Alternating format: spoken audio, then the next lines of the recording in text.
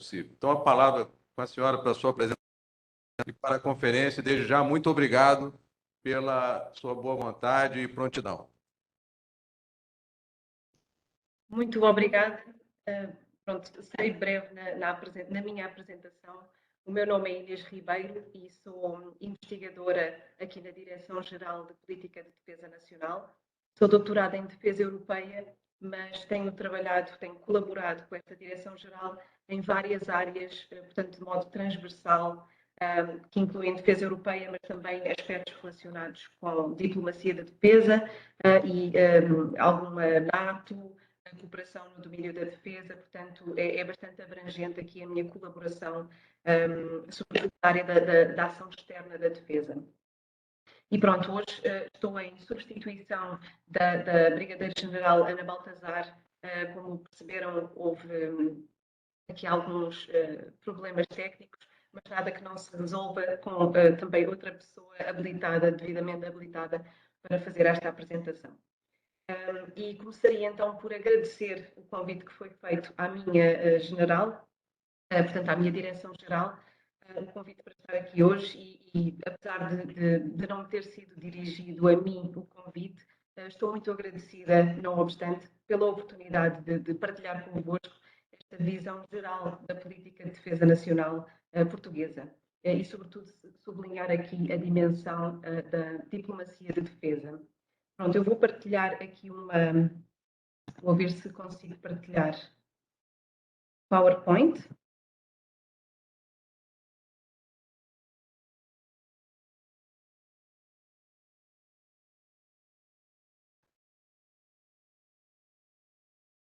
Pronto.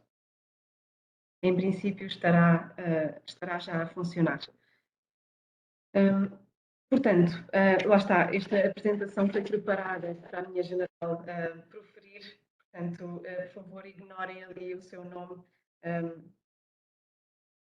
Aqui, fazer isto tudo funcionar. Pronto, perfeitamente. Então. Professora, sim. A senhora está usando duas telas, é preciso inverter a tela principal. Certo. Não sei o que é que... Deixe-me ver se consigo...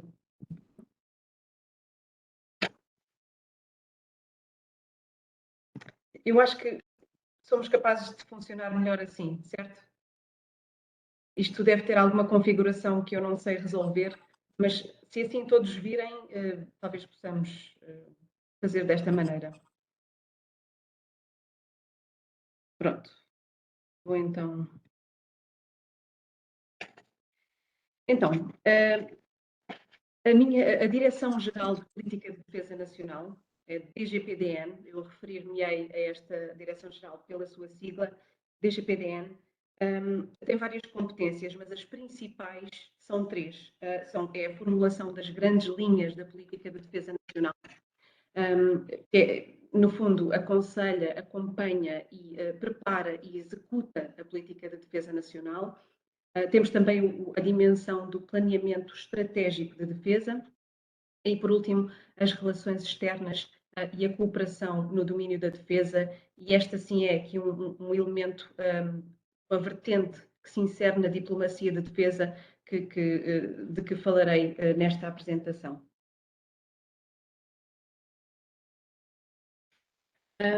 Pronto, nós... Para além do regresso à guerra na Europa, que tem sido agora um dos nossos principais desafios, há outros desafios que são essencialmente com os quais nós nos deparamos no nosso trabalho, que permeiam a política de defesa nacional.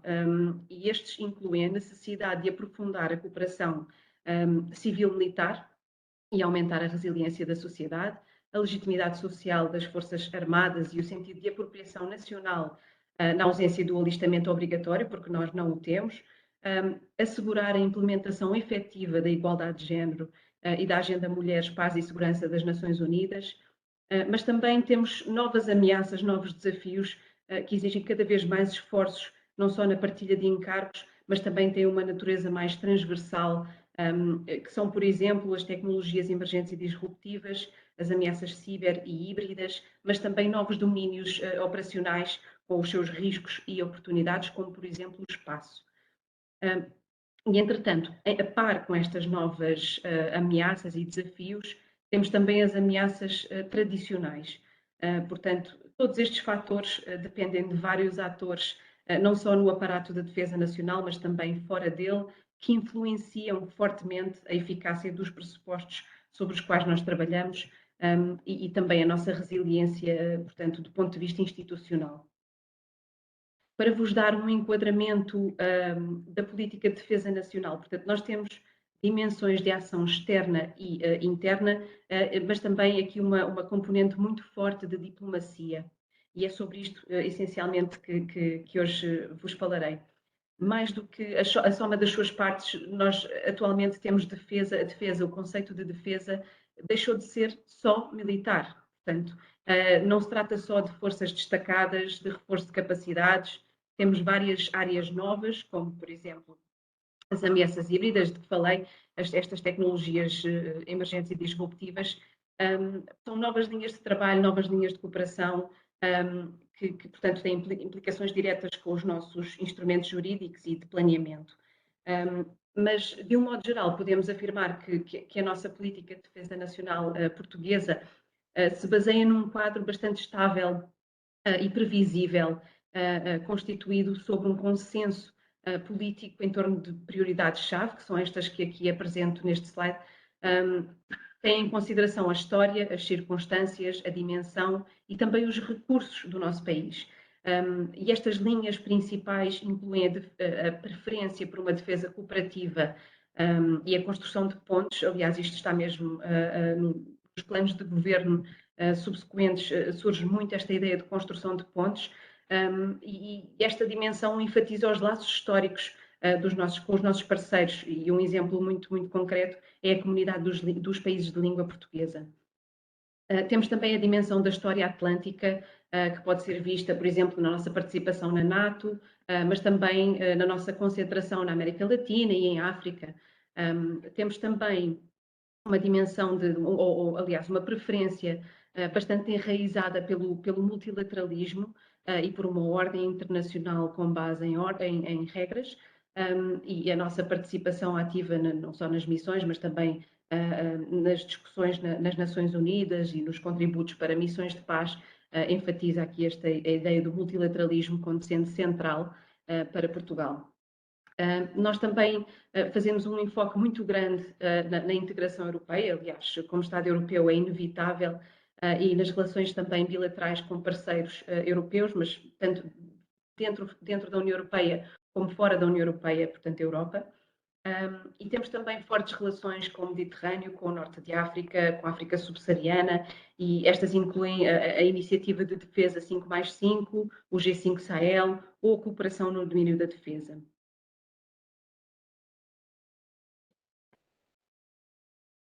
Pronto.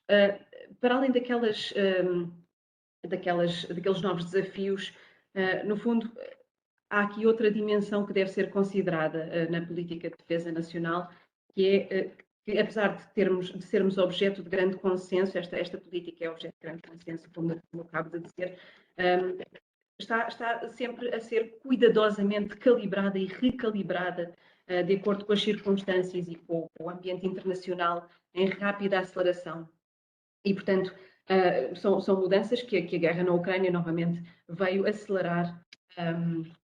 Portanto, e algumas destas dinâmicas incluem as lições que nós aprendemos com a pandemia, face à necessidade de assegurar, como dizia também há pouco, a resiliência do sistema, mas também uma enorme mudança de paradigma na defesa europeia nos últimos anos, que agora mais uma vez foi acelerada, o regresso à chamada Great Power Politics, esta competição dos grandes poderes, e a guerra da Ucrânia, novamente, é aqui um exemplo muito prático do que está a acontecer, que é tanto causa como efeito, diria, das transformações no sistema internacional.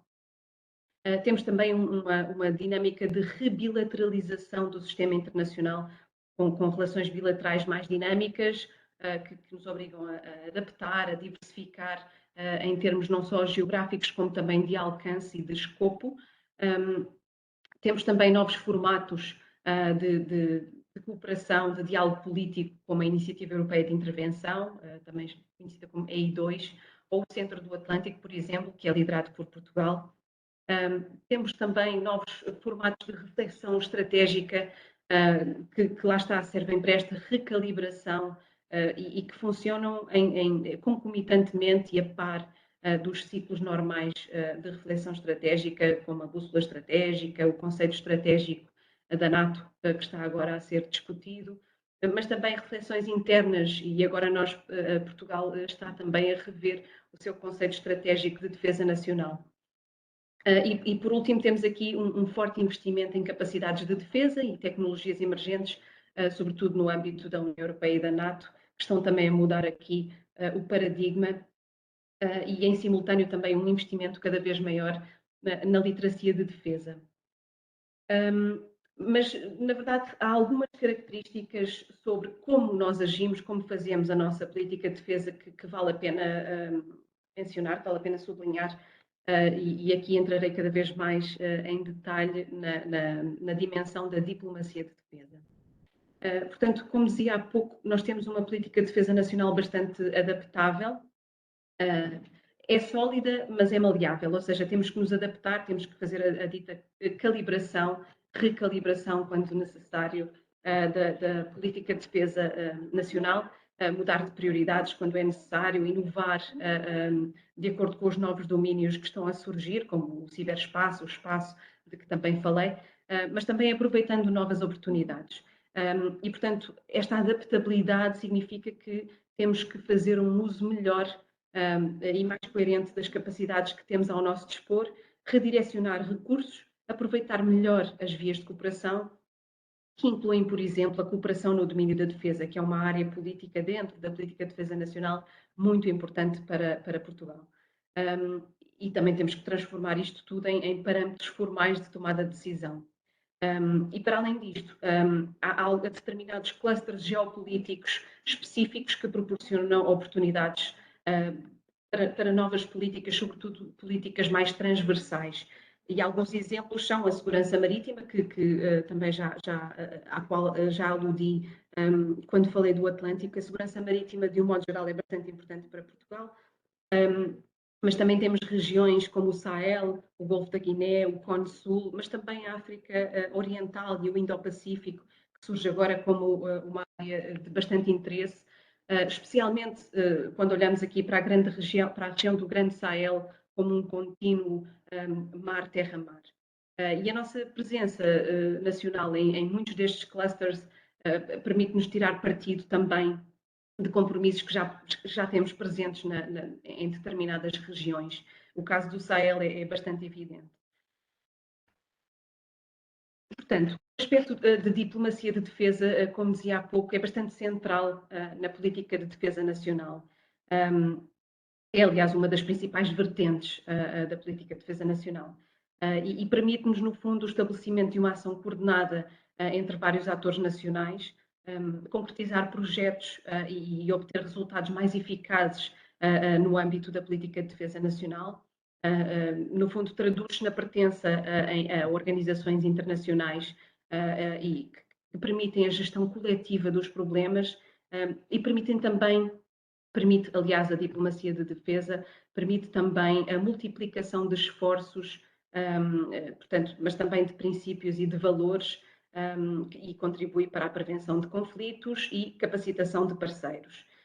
Portanto, a diplomacia de defesa portuguesa baseia-se essencialmente no aprofundamento destas relações duradouras com base na história, que mencionei há pouco, mas também em simultâneo na diversificação de parcerias e alianças, tanto dentro como fora do âmbito bilateral. E em simultâneo, aquela defesa cooperativa, também a que aludi há pouco, e a ampliação da nossa largura de banda estratégica e política numa altura de grandes mudanças, mudanças significativas, mesmo que às vezes essas opções possam parecer contraintuitivas, mas também no reforço das nossas parcerias industriais, tecnológicas, especialmente, como dizia há pouco, no âmbito da União Europeia e da NATO. Aliás, Portugal foi selecionado para acolher um centro acelerador e um centro de testes no âmbito do acelerador de inovação de defesa da NATO, o que é bastante relevante para a nossa ação nesta área. Mas também há outras áreas, como a cooperação na luta contra novas ameaças multidimensionais, como a Covid-19, e é, mais uma vez, interessante notar como novas tipologias, como o tal Centro do Atlântico, este projeto nacional, também são cada vez mais interessantes e importantes para o preenchimento de lacunas que vão surgindo com estas mudanças. Portanto, que instrumentos de diplomacia de defesa é que Portugal tem ao seu dispor? Alguns dos mais importantes, eu diria, são a participação ativa e a multiplicação de esforços através da pertença a organizações, já tinha mencionado este aspecto, mas é bastante importante e destaco aqui, por exemplo, a União Europeia, a NATO, a ONU, mas também a participação em missões de paz, programas de educação e formação com os nossos parceiros, exercícios conjuntos com os nossos parceiros, reuniões e encontros bilaterais e multilaterais, naturalmente. Este é um aspecto bastante transversal às diplomacias de defesa dos vários países. Mas no caso português temos aqui alguns elementos de destaque, nomeadamente a cooperação técnico-militar, que mais recentemente se alargou e se consolidou numa área que agora designamos de cooperação no domínio da defesa, uma área mais alargada. E temos também os adidos de defesa que têm acesso às instituições e às organizações dos países onde estão acreditados e, portanto, são para Portugal canais privilegiados de leitura e análise dos diferentes contextos. Gostaria também de mencionar, destacar aqui a defesa europeia e transatlântica, como há pouco também mencionei, é um aspecto bastante importante do nosso trabalho, sobretudo na área da diplomacia de defesa. E, portanto, a arquitetura de defesa euroatlântica tem vindo a mudar bastante, não só por causa da guerra na Ucrânia, mas tem já vindo a mudar bastante na última década. E tem um impacto significativo a longo termo. Portanto, a guerra na Ucrânia, como dizia, acelerou as dinâmicas já em curso, não só no âmbito da União Europeia, mas também da NATO. E algumas das prioridades nacionais para a nossa diplomacia de defesa e ação de defesa no âmbito da defesa europeia e transatlântica incluem, por um lado, o reforço da parceria União Europeia-África, isto é bastante importante e foi também assinalado durante a presidência portuguesa do Conselho da União Europeia. Temos também o aspecto da segurança marítima, portanto, nós temos uma participação, Portugal tem uma participação bastante ampla e diversificada em missões bilaterais e multilaterais neste domínio, por exemplo, a iniciativa Mar Aberto, as presenças marítimas coordenadas da União Europeia, temos o programa SWAIMS, temos exercícios vários como o Open Gama Express, as missões e operações como a IRINI, ou a Atalanta da União Europeia, ou a Sea Guardian da NATO. Portanto, é bastante vasta e diversificada a nossa presença na área da segurança marítima. Depois temos a cooperação entre a União Europeia e a NATO como também outra prioridade para nós, e aqui inclui-se também um alinhamento no planeamento de ambas as organizações às quais pertencemos e temos aquele princípio da single set of forces, portanto somos mesmo obrigados a esta linha. Por outro lado, temos a economia e indústria de defesa, através do desenvolvimento e aquisição colaborativa de capacidades, também está a ser uma área que está em grande expansão.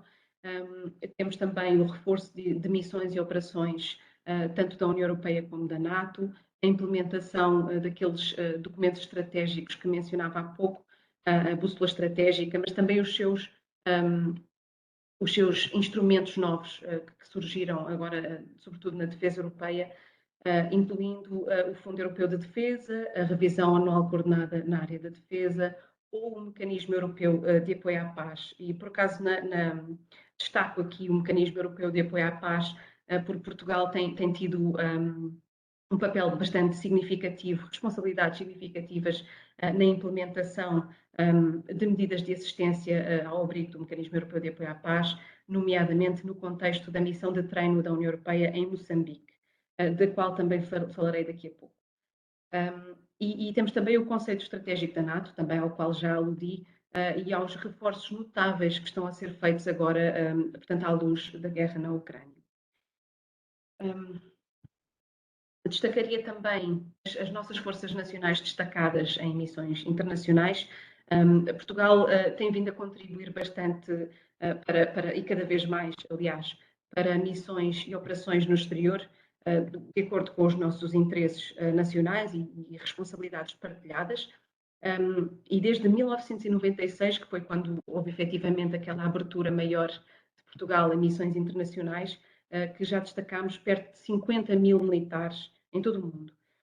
E este mês de maio, temos aqui os dados para este mês, foram destacados 657 militares em operações e missões internacionais, 261 em missões da NATO, 113 em missões da União Europeia, 196 em missões da ONU e também 87 em compromissos bilaterais e multilaterais. E agora falar-vos aí um pouco, sobretudo aqui do cerne da nossa diplomacia de defesa, um dos nossos principais instrumentos, que é a cooperação no domínio da defesa. Portanto, a cooperação no domínio da defesa, que nós comumente apelidamos de CDD, usamos aqui muito a sigla, tem a sua gênese, eu dizia mesmo no início desta apresentação, na cooperação técnico-militar, que surgiu no final da década de 80 e começou por ser implementada através da assinatura de acordos bilaterais entre Portugal e Cabo Verde, a Guiné-Bissau, Moçambique, São Tomé e Príncipe e, mais recentemente, Angola e Timor-Leste. Desde 2016, sobretudo, que tem vindo a consolidar-se o conceito mais abrangente de cooperação no domínio da defesa, portanto, CDD. E esta área, essencialmente, capitaliza sobre, ou procura aproveitar as oportunidades de uma dinâmica bi e multilateral para assegurar a máxima eficácia dos nossos recursos, que são limitados. Portanto, nos últimos anos, temos desenvolvido uma nova geração de programas quadro com os nossos parceiros, em novas áreas também, para além da cooperação técnico-militar, que incluem um diálogo político-estratégico, a participação conjunta de forças armadas dos parceiros e portuguesas em missões de paz e humanitárias, segurança marítima, ciberdefesa, mas também a Agenda Mulheres, Paz e Segurança das Nações Unidas. E, por outro lado, assistimos também, e nós próprios também impulsionamos, uma multilateralização cada vez maior dos nossos esforços na área da CDD, nos programas de CDD, e tiramos aqui partido de uma estrutura que é adaptável, que é flexível e que incorpora agendas globais. Portanto, mas por outro lado permite também, em simultâneo, sinergias com os nossos destacamentos portugueses no terreno, em diferentes áreas. Eu também irei aprofundar um pouco esta ideia com um exemplo concreto, que é o caso de Moçambique. Portanto, algumas características principais da cooperação no domínio da defesa. Portanto, esta área contribui de forma reforçada para a produção de segurança, para a ideia de Portugal como produtor de segurança, que constitui um fator propiciador do desenvolvimento e estreita o nosso relacionamento e reforça a credibilidade de Portugal no mundo. É uma área crescente de interesse global, a cooperação no domínio da defesa e aqui o aspecto da capacitação de parceiros, em particular, que reforça a resiliência dos países parceiros e a nossa própria também, e representa um impulsionador fundamental para a cooperação com países que têm interesses semelhantes. Permite-nos afirmar a presença nacional no mundo e, portanto, essencialmente sustenta a nossa política externa de certa forma. Contribui também, em paralelo, para o estreitamento das ligações e da cooperação entre os parceiros que pertencem ao mundo lusófono. Isto é bastante importante para esta área da cooperação no domínio da defesa. Portanto, o centro da CDD é precisamente a pegada de defesa em países de língua portuguesa em África e na Ásia, portanto, Timor-Leste, com base nestes laços culturais profundos e que tornam aqui o uso da língua portuguesa mais comum e projetam uma visão humanista da lusofonia. A estrutura de CDD, como de resto as nossas estruturas de um modo geral de política de defesa, é também adaptável e flexível, como já disse, e incorpora estas agendas globais, como os Objetivos de Desenvolvimento Sustentável e a Agenda Mulheres, Paz e Segurança. E há também aqui o aspecto da experiência, credibilidade e confiança que Portugal procura projetar, que torna estes programas ferramentas bastante valiosas para não só, portanto, entender as preocupações dos nossos parceiros, mas também contribuir para a segurança dos parceiros, para a nossa segurança e estabilidade também, através, sobretudo, da formação das Forças Armadas inseridas no quadro de regimes democráticos. Tenho aqui alguns dados sobre a nossa presença na cooperação no meio de defesa a nível global, para facilitar aqui a visualização. Tenho um mapa. E nas últimas 3 décadas, mais de 5.500 conselheiros militares foram destacados para programas desta área.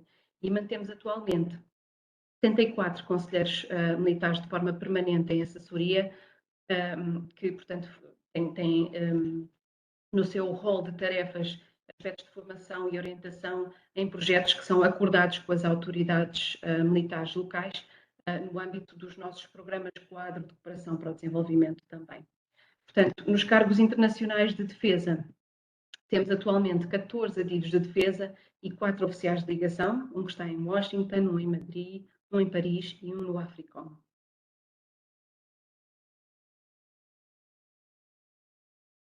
Portanto, a África é bastante central, não só para a política de defesa em geral, mas especificamente para a diplomacia de defesa.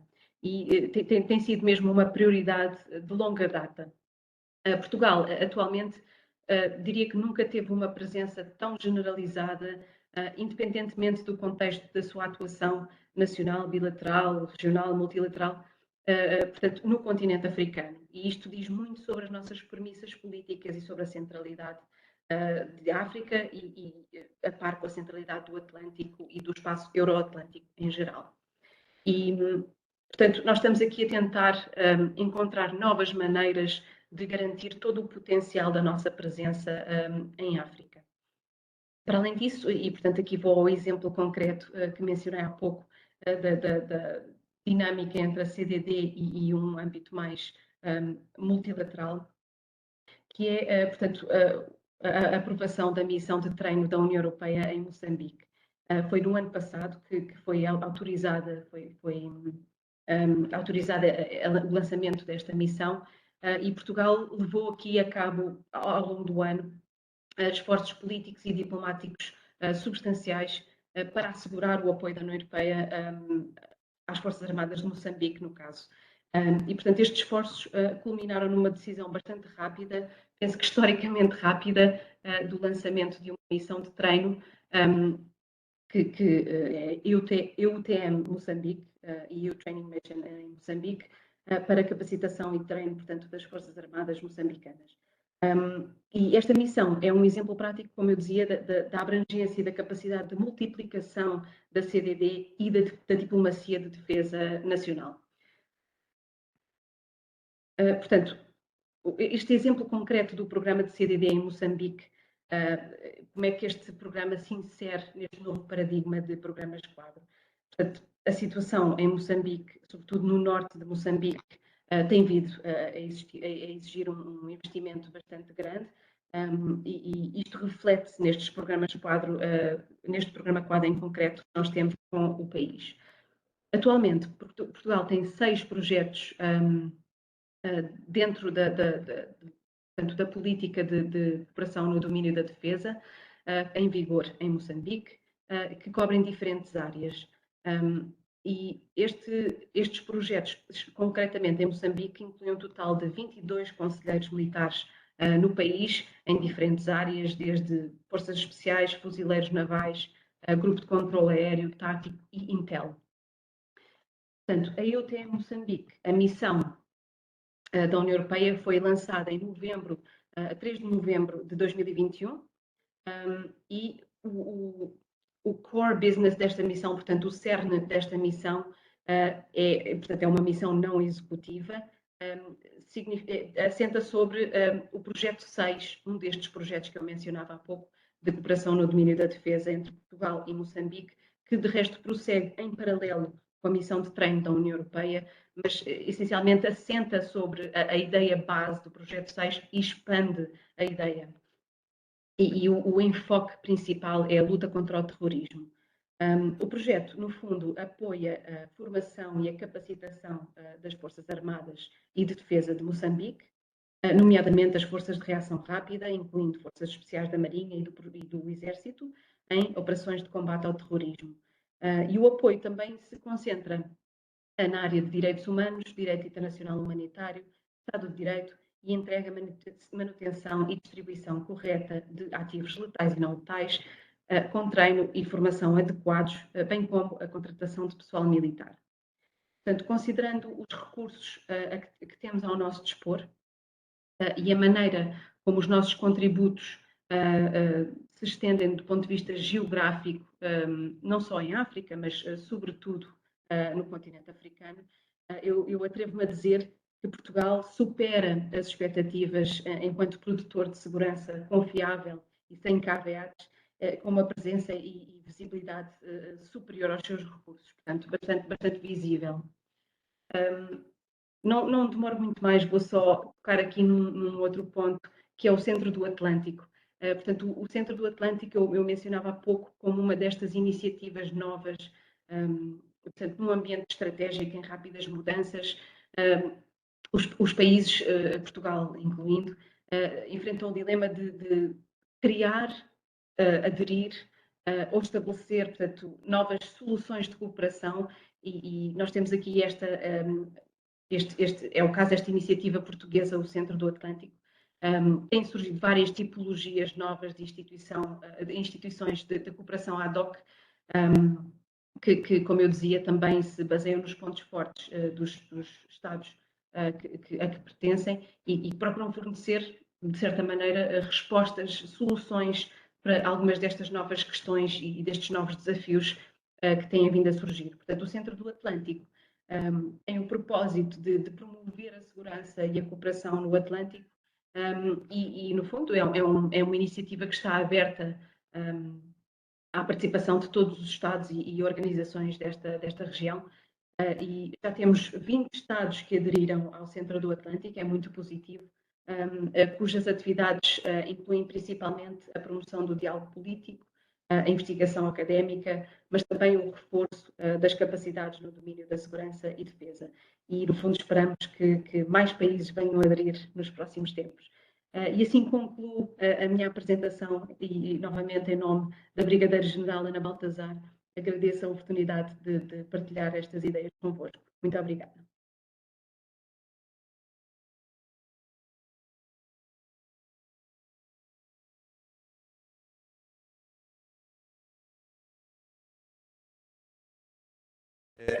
A nossa brigadeiro-general, Ana Baltazar, ela já se encontra conectada.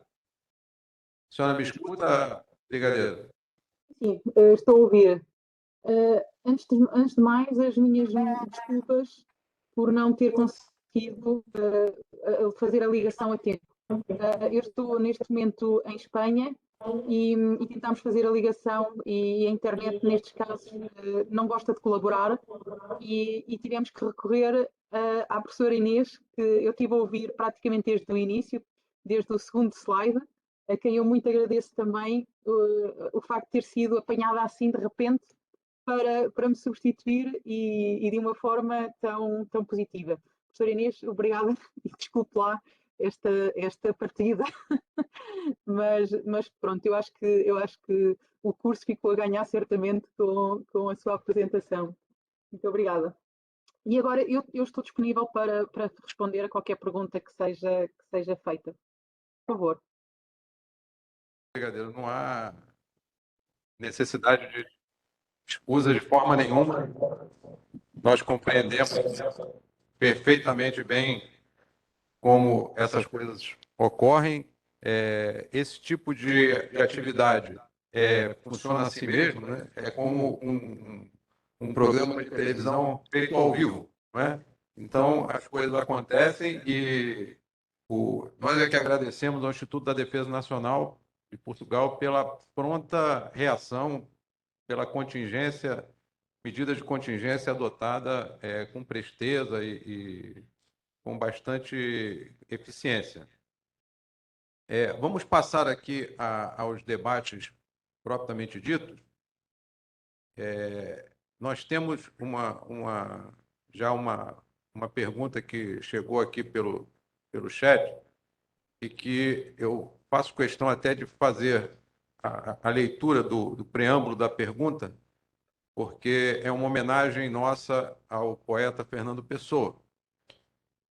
Em 9 séculos de independência e 5 séculos de expansão universal de Portugal, nas palavras de Fernando Pessoa, é o rosto da Europa que olha para o mar. A cultura portuguesa sempre se fez presente no além-mar. Então, a pergunta do senhor Rodrigo Alejandro Cecim Baruch Torres diz respeito à comunidade de países de língua portuguesa. Ele pergunta se os exercícios militares, as operações conjuntas realizadas no seio desta comunidade têm se mostrado, em verdade, um instrumento eficaz da diplomacia de defesa portuguesa e se tem contribuído para a afirmação interna das Forças Armadas Portuguesas e no seio internacional para a sua maior credibilidade.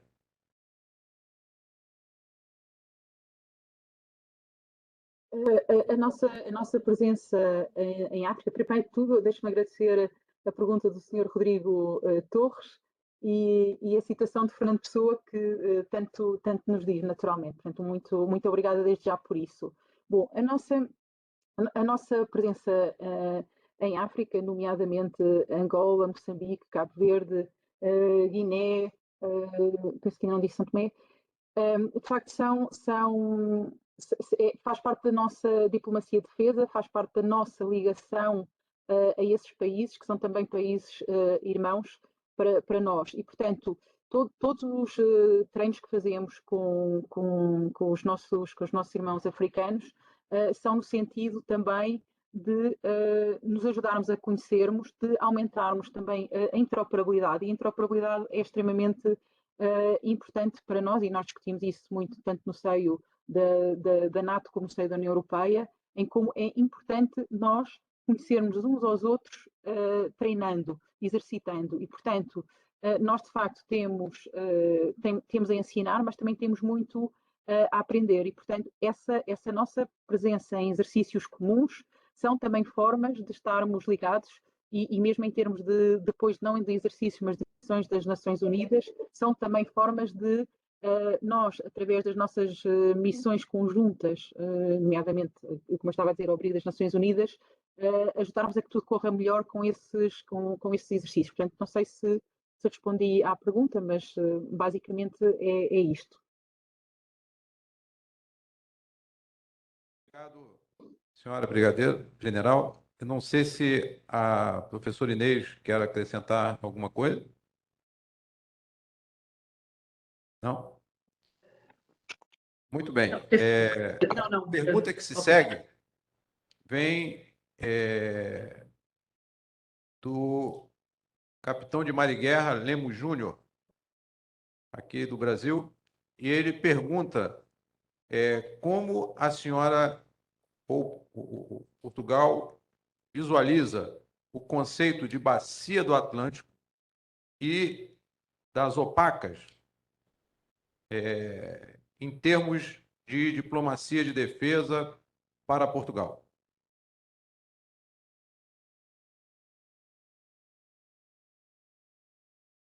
Eu em relação a este assunto, o que eu posso dizer neste momento é que isto será a minha opinião.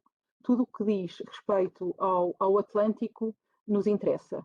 E, portanto, a professora Inês acabou também agora de falar a questão do Atlantic Center, por exemplo, que desenvolve muita investigação, ou pretende também desenvolver muita investigação nesta área. Portanto, eu diria que, e a quem acompanhou a nossa presidência no passado ano, uma das grandes preocupações de Portugal foi precisamente pôr o Atlântico no centro e basicamente é isto, dedicarmos também à proteção do Atlântico, tanto em termos da pirataria, estamos envolvidos em várias ações desse tipo, e portanto eu diria que neste ponto, para nós, todas as questões relacionadas com o Atlântico são determinantes para a nossa política externa, em concreto, e para a nossa política de defesa em particular.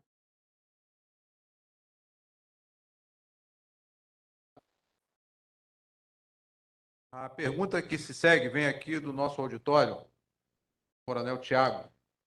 Vai perguntar diretamente para a senhora, brigadeiro.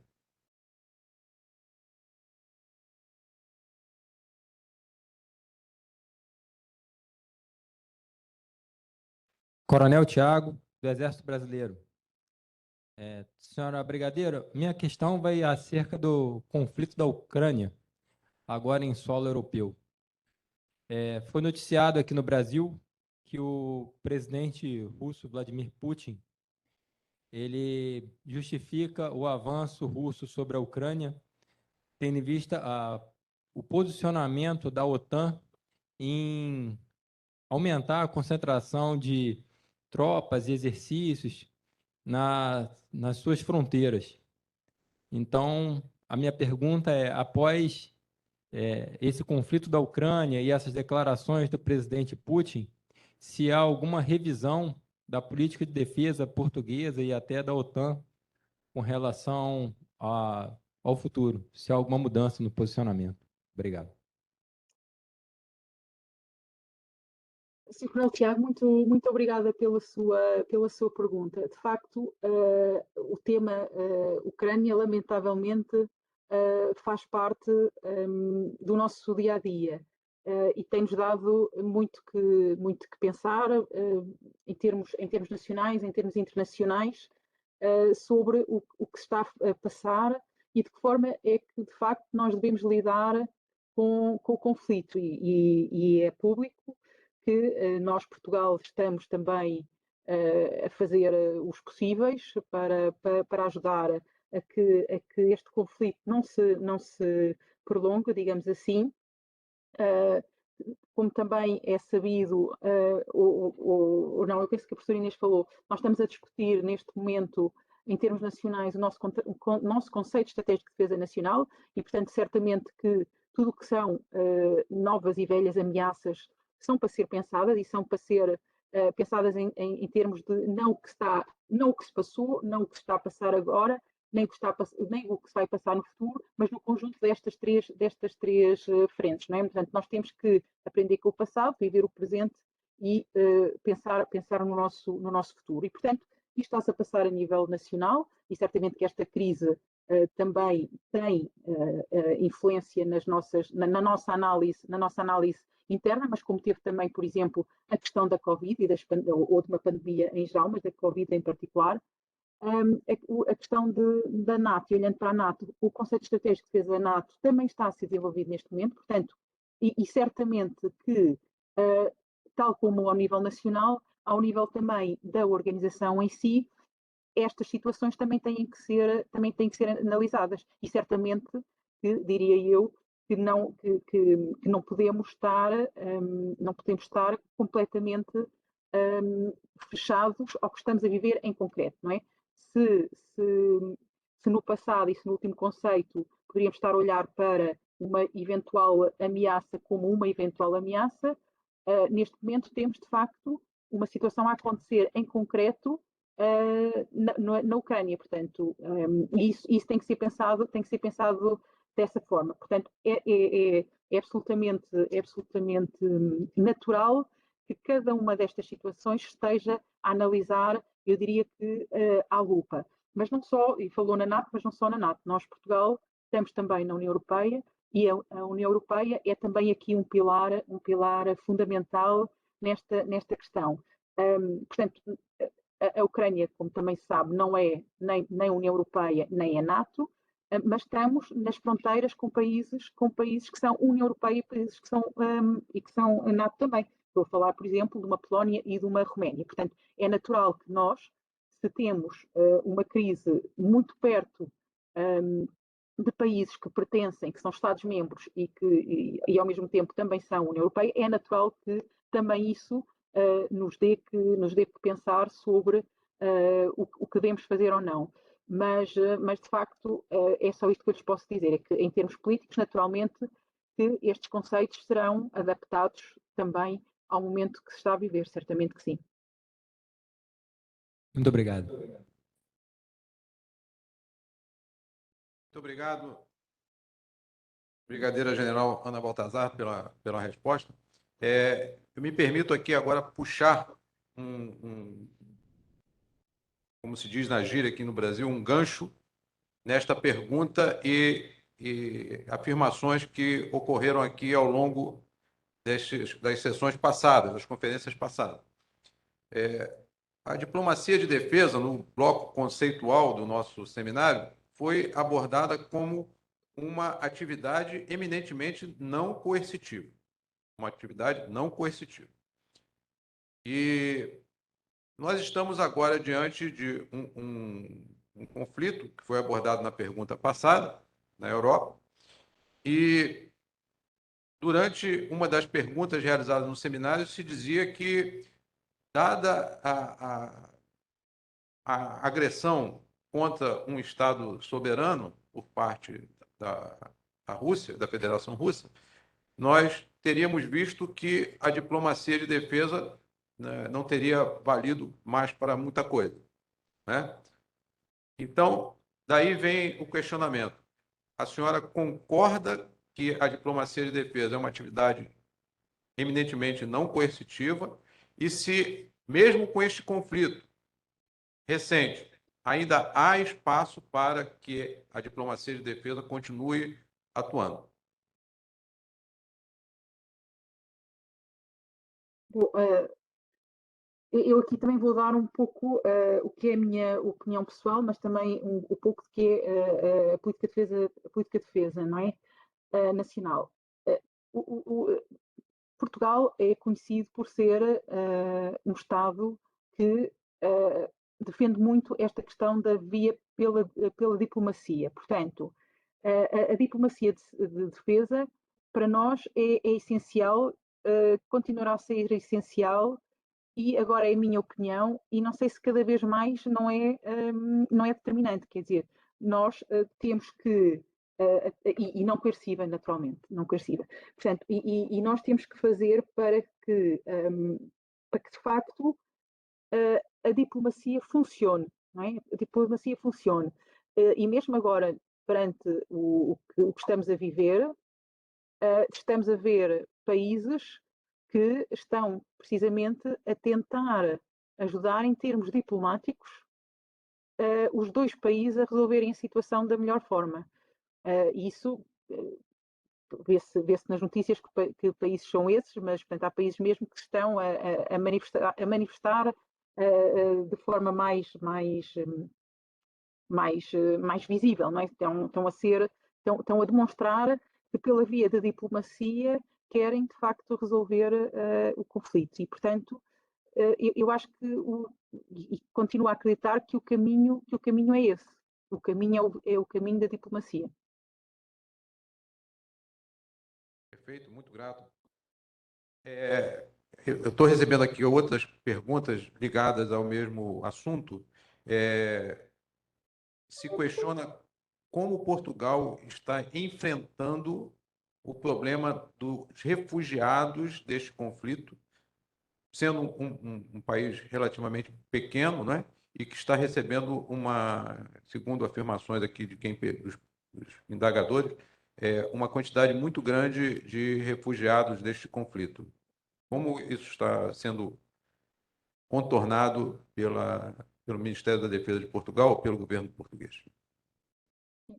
A questão a questão dos refugiados ucranianos, portanto, é uma questão que é nacional, não é do Ministério da Defesa em concreto, portanto, é uma questão nacional e, e o que eu lhe posso dizer daquilo que observo é que está a correr bastante bem. Portanto, nós temos várias ações que facilitam a integração de refugiados ucranianos em Portugal, nomeadamente, por exemplo, há uma alteração relativamente aos vistos de entrada, por exemplo. Nós também temos ou já tínhamos uma grande comunidade ucraniana em Portugal, e, portanto, essa comunidade ucraniana também facilita esta gestão de entradas. Tivemos, curiosamente, o país todo muito acolhedor e temos famílias portuguesas, inclusive, a fazer o acolhimento nas suas casas, mesmo sem conhecendo. Portanto, aqui a sensação que me dá é que não só a população portuguesa se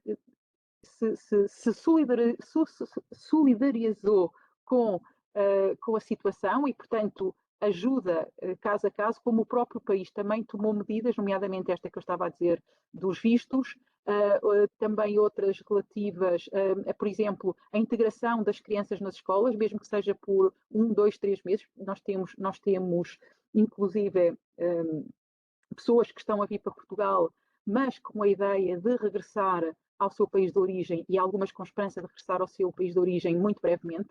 Ainda assim, temos nas escolas logo a parte da recepção das crianças. Portanto, as crianças, desde que os pais assim o desejem,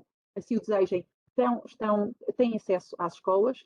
E, portanto, é desta forma também que nós estamos a ajudar. Há também algumas ajudas em termos de facilitar acesso também a casas, e aí já não são casas habitadas, mas casas que não estão neste momento habitadas e, portanto, estão para aluguer, e há também um facilitar nesse aspecto. Portanto, há aqui várias coisas que nós estamos a fazer, mas, como eu digo, não é defesa em si, é mais o Estado português em geral e, portanto, vários ministérios.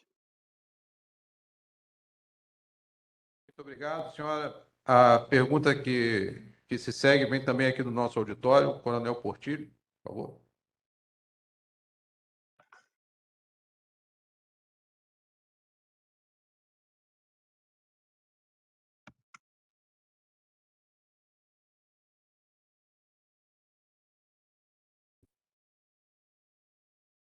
Brigadeiro, bom dia. Coronel Aviador Portillo, da Força Aérea Brasileira. Eu gostaria de saber se seria possível que a senhora explorasse um pouco mais como Portugal está visualizando, como está agindo nesses últimos tempos, né, principalmente agora em termos de conflito, em termos de diplomacia de defesa, junto dos PALOPs, né? A situação política desde o final da década de 70, com a situação da descolonização africana, transformou um pouco a relação de Portugal com todos os países lusófonos, né? E agora, do século XXI para cá, por conta de todas as intercorrências que foram explicadas, algumas posturas políticas dos países europeus em relação aos países que foram suas antigas colônias na África e na América do Sul tomaram algum vulto, algum relevo que no passado próximo realmente não tinha. Então, se a senhora puder se aprofundar um pouco mais na relação em termos de diplomacia de defesa do seu país em relação aos PALOPs, eu agradeceria. Muito obrigado. Muito obrigada, Sr. Coronel, pela sua pergunta. A professora Inês, quando fez a apresentação dela, e houve uma parte em que ela projetou um slide, eu sei que tiveram dificuldades aqui na partilha dos slides, mas eu, por acaso, se conseguir aqui fazer a partilha desse slide, penso que nos vai aqui ajudar. Eu vou tentar. se for fácil, eu faço já. Não, eu não estou com acesso à partilha, pronto. Mas houve um slide que ela apresentou, que era precisamente a nossa cooperação no domínio da defesa em África. E o que significa a cooperação no domínio da defesa em África é, na verdade, aquilo que me estava a perguntar. Trata-se essencialmente, ou eu diria que em grande parte, trata-se também de diplomacia de defesa. Portanto, nós em qualquer um dos países que foi falado, nós temos, tanto Angola, Cabo Verde, Guiné-Bissau, Moçambique, São Tomé e Príncipe, e depois em Timor-Leste é igual, nós temos a cooperação no domínio da defesa, que basicamente é muito da nossa diplomacia naqueles países. O que é que eu quero dizer com isto? Bom, nós, em termos de diplomacia de defesa, nos países temos os adidos de defesa, e, portanto, em qualquer um destes 6 países a que eu me referia, temos adidos de defesa, portanto, e o adido de defesa, que antigamente se chamava adido militar, eu não sei se no Brasil acontece a mesma coisa, não estou certa. Não é esse slide, é o a seguir. Ou a seguir ou antes. Não, outro, por favor. É esse slide, exatamente. Pronto, esse slide. Portanto, nesse slide vê-se precisamente onde nós estamos e de que forma é que nós estamos. Mas, para além disso, nós temos a de defesa, como eu estava a dizer, que também são parte dessa diplomacia de defesa e, curiosamente, no passado, e estava eu a dizer que eu não sei se os restantes países que me estão a ouvir se também têm essa situação, mas designava-se de adidos militares. E, portanto, nós, há uns anos para cá, chegámos à conclusão que, de facto, o adido não é só um adido militar. O adido é muito mais do que a parte militar, é a defesa em si. E isso implica também esta diplomacia de defesa e também a parte da diplomacia económica, que já é outra coisa e eu não quero misturar agora assuntos. Bom, mas regressando a esta cooperação no domínio da defesa, nesses países, por exemplo, que estão aí representados. O que temos aí, e infelizmente não se está a conseguir projetar a tela, mas são os projetos que estão associados a cada um deles. E o que é que nós fazemos com esses projetos? Nós temos aquilo a que nós chamamos de programas quadro, e assinámos agora o último programa quadro, ou a revisão do último programa quadro, agora a semana passada, por exemplo, com Cabo Verde. São programas em que nós temos projetos associados, e é isso que aí está designado, onde fazemos esta ligação, muitas das vezes, em termos de formação aos vários níveis. Por exemplo, no projeto de Moçambique, que estávamos há bocado a falar, nós temos, no programa quadro de Moçambique, nós temos, nesse programa quadro, 6 projetos associados. E nesses 6 projetos associados, nós temos, por exemplo, num dos projetos, a Força Aérea Portuguesa, e está também associada, por exemplo, a uma aeronave, mas temos também um projeto associado ao Exército, outro associado à Marinha, outro associado ao Instituto Universitário Militar e, portanto, todos estes projetos integrados num programa quadro são formas também de nós estarmos nos países e estarmos muito bem. Nós felizmente temos, com qualquer um destes 6 países a que me referia, temos uma excelente ligação e, portanto, esta nossa ida para os países, na verdade, tem muito também a ver com esta ligação que temos, esta proximidade que temos. Claro que falando a mesma língua facilita muito, mas esta vontade também de nos quererem receber, e isso é muito importante. Isto faz parte então da nossa diplomacia de defesa com estes países, que, como eu disse, por exemplo, e a professora Inês também referiu isso, relativamente a Moçambique, que esta EUTM Moçambique, esta missão que nós temos da União Europeia, nasceu do nosso projeto 6. Ela nasceu de um projeto que fazia parte de um programa quadro de Portugal com Moçambique. E, portanto, isso para nós é extremamente importante. Espero ter respondido à pergunta.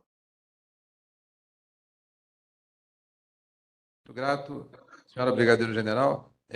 Vamos para a última pergunta aqui também no nosso auditório. Como não poderia deixar de ser, né? Uma apresentação vinda de Portugal sempre chama muita atenção da plateia, da audiência brasileira. O comandante André Martins, por favor. Bom dia, sou o comandante André Martins. Gostaria de saber da senhora a influência que a CPLP exerce na diplomacia de defesa de Portugal e nos fóruns internacionais.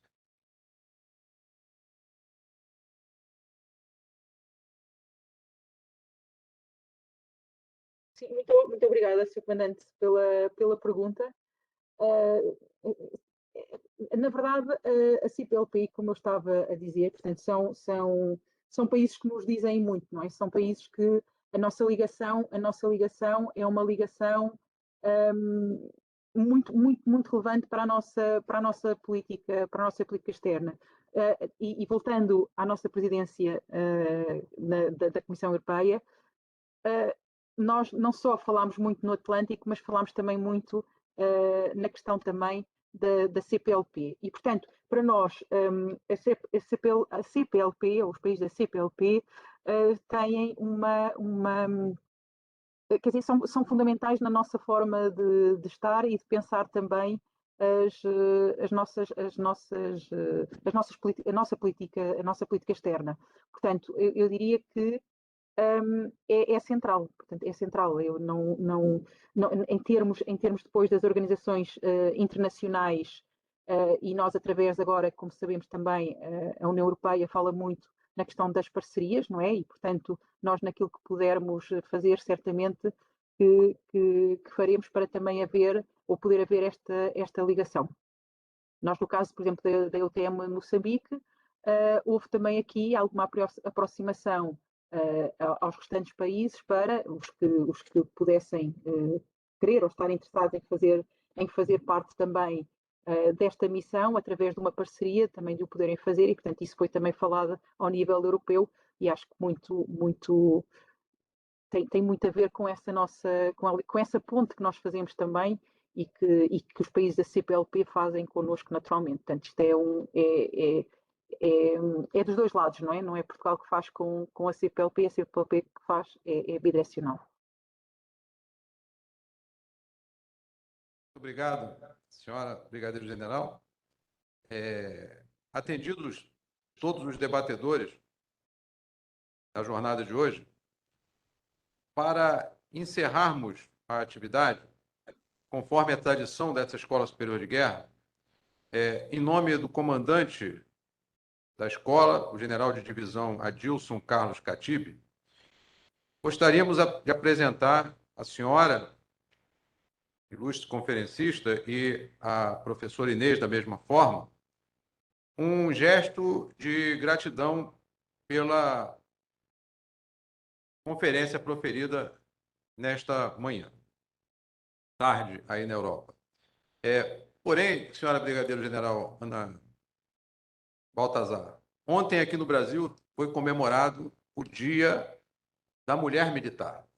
Então, eu vou deixar que este agradecimento seja feito por uma mulher militar brasileira, para a senhora e para a professora Inês. Por favor, Sargento Natália.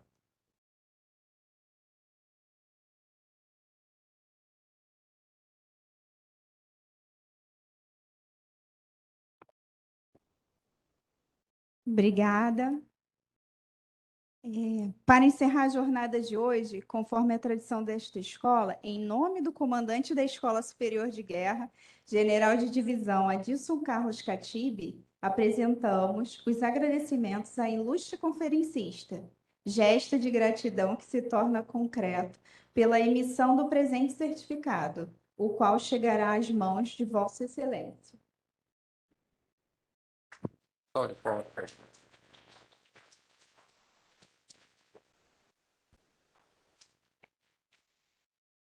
Professora Inês, certamente, fique tranquila que chegará às suas mãos também um certificado semelhante. Nós não fomos tão rápidos quanto Portugal para nos adaptar a esta contingência. Mas passo a palavra à senhora Brigadeiro General e à professora Inês, da mesma forma, para considerações finais. Mais uma vez, muito obrigada. Foi com enorme gosto que pude estar aqui a assistir primeiro à conferência da professora Inês e depois um enorme prazer também por poder responder a perguntas que foram extremamente interessantes e agradeço muito o vosso interesse em Portugal, agradeço mesmo muito o interesse que têm em nos conhecer melhor, em conhecer aquilo que nós fazemos e esta preocupação com a Ucrânia, que é certamente uma preocupação de muitos portanto, também congratulo-me também por poder ter esclarecido aqui alguns pontos de vista relativamente àquilo que nós estamos também a fazer. E naturalmente também que muito me satisfaz que as perguntas também tenham incidido bastante na CPLP, que como eu disse e tive a oportunidade de dizer nas várias respostas, que faz parte do nosso ADN. Portanto, da minha parte, muito obrigada. Estou disponível para próximas conferências, se assim o entenderem, prometendo que na próxima vez terei o maior dos cuidados com a internet, quer seja a internet de Espanha, de Portugal, de qualquer outro sítio, mas também contarei certamente com a professora Inês para me ajudar. Professora Inês, por favor. Obrigada. Muito obrigada. Eu faço das palavras da senhora Brigadeiro-General as minhas. Queria apenas agradecer a oportunidade de partilhar aqui convosco a nossa política de defesa nacional e a nossa diplomacia de defesa. Eu penso que estes fóruns são muito interessantes também para nos fazer pensar sobre como é que nos projetamos nestas áreas, sobretudo de diplomacia de defesa, e portanto estou muito grata. Muito obrigada.